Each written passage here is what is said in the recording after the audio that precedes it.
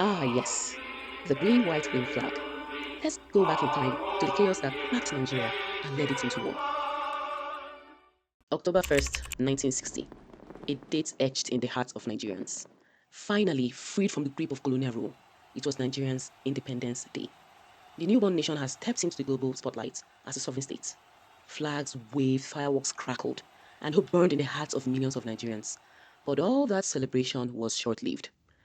Abubakar Tafawa Balewa rose as the first prime minister and head of government of the newly independent Nigeria, with Queen Elizabeth II reigning as the Queen of Nigeria and head of state. Nigeria had arrived on the world stage, proud, vast, but vulnerable. And this newfound freedom, just like a coin, has two faces. Under the hopeful surface, rivalries brewed like an approaching storm. We got the flag all right, unfortunately, not the unity. Because at this time, Nigeria was segmented. There were three regions, three peoples, three powers. In the north, the Hausa Fulani were under the leadership of Ahmadu Bello. In the west were the Yorubas, led by Samuel Ladoke Akintola. And in the east, the Igbos were led by Michael Opara. You know that saying that there is unity in diversity? Well, there was definitely no unity in this diversity, as there was a lot of unhealthy competition among the regions.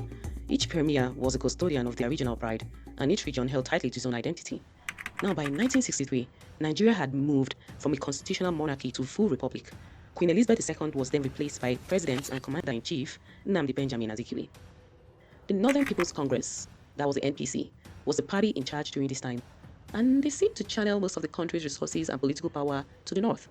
This did not go unnoticed by the south, and they accused the north of power dominance and economic imbalance, while the north was suspicious that the southern elite were plotting to capture power. Cracks formed among the regions and widened. Well, I guess Lord Frederick Lugard did not see that coming. Meanwhile, in the West, there were power games between two political allies, Chief Obafemi Awolowo, the visionary strategist, and the region's premier, Samuel Akintola. Now, their visions for the region could not have been more different. Akintola favored a conservative approach because he believed the Action Group, the AG party, was not relevant nationally, and he wanted this party to align with NPC so that it can gain more relevance. Awolowo, on the other hand, wanted a radical approach, and he wanted the AG to remain focused on regional development. The alliance shattered into full-blown rivalry. Awolowo saw Akintola's approach as self-serving and called for his dismissal, but Akintola, he refused to go quietly. Actually, he refused to go at all. Anyway, at the Western House of Assembly, tensions erupted into chaos. Fists flew, tempers boiled. In mere minutes, democracy gave way to disorder. Houses and properties were burned, especially houses belonging to politicians. The streets were torched. Operation Wet Hair was in full swing. Now, for those of us that don't know what wet hair means, it's actually Yoruba for drench it. In this case, with petrol. In response, the federal government declared a state of emergency in the West. The Prime Minister Tafawa Balewa suspended Western governments and appointed Dr. Moses Mategodumi as interim administrator. Mategodumi was his personal friend and the Minister of Health. Mategodumi did not waste no time. He launched an investigation into Awolowo's activities, and Awolowo was accused of plotting to overthrow the state. A treasonable offense, by the way, and he was convicted and sentenced to 10 years in prison. Now, was this justice or just politics in disguise? Well, many believed it was a carefully choreographed move by the northern-led elite to silence the one man who refused to play ball. Around this time, the Midwestern region was created from the West, worsening the already fragile situation. In 1965, elections were held in the West. Ballot boxes were snatched and burned. Opposition was threatened. People were frightened to come out to vote. Then the results came out, and oh boy, it was a slap in the face. The streets were enraged. Akintola, backed by the northern-led NPC and the federal government, was declared the winner. The opposition believed the elections were rigged. The people were certain Akintola was selected as a puppet for the North, and that his victory was their tool to dominate the West. The streets exploded into violence, and many lives were sadly lost. All the violence in the West earned the region the nickname the Wild Wild West.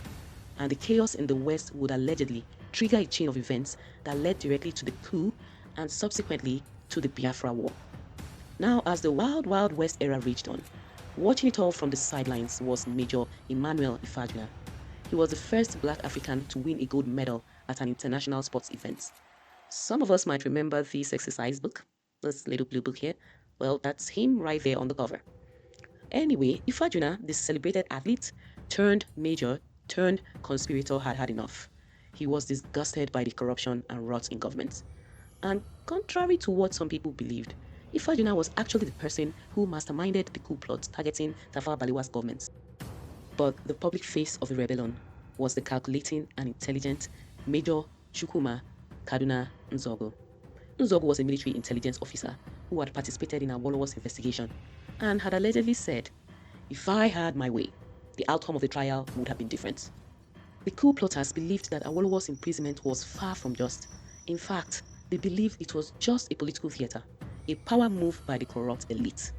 Ifajuna and Nzogo, with 5 other young officers, namely Timothy Onwatuegu, Don Okafor, Chris Anuforo, Adewale Ademoyega, and Humphrey Chukwuka, came together and plotted.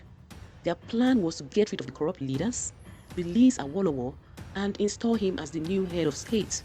It was quite a bold plan they had, if you ask me.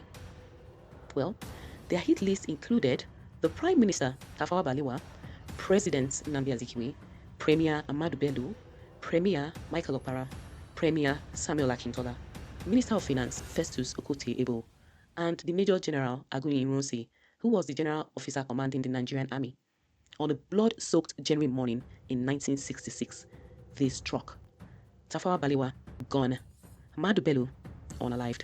Samuel Akintola, executed. Festus Okotie-Eboh, gunned down. Ironsi received word of the chaos and rallied military officers to quell the rebellion, and the coup was thwarted. The plotters surrendered and were eventually arrested. President Nnamdi Azikiwe was out of the country on vacation. Major General Agui Ironsi was attending a colleague's wedding, and Michael Okpara, due to some technicalities, also survived the night. Now, all these men had one thing in common. They were of Igbo origin. Also, Major General Ironsi had taken over the reins of power, becoming Nigeria's first military head of state. His rise into power set off alarm bells across the north and the west, and there were so many questions.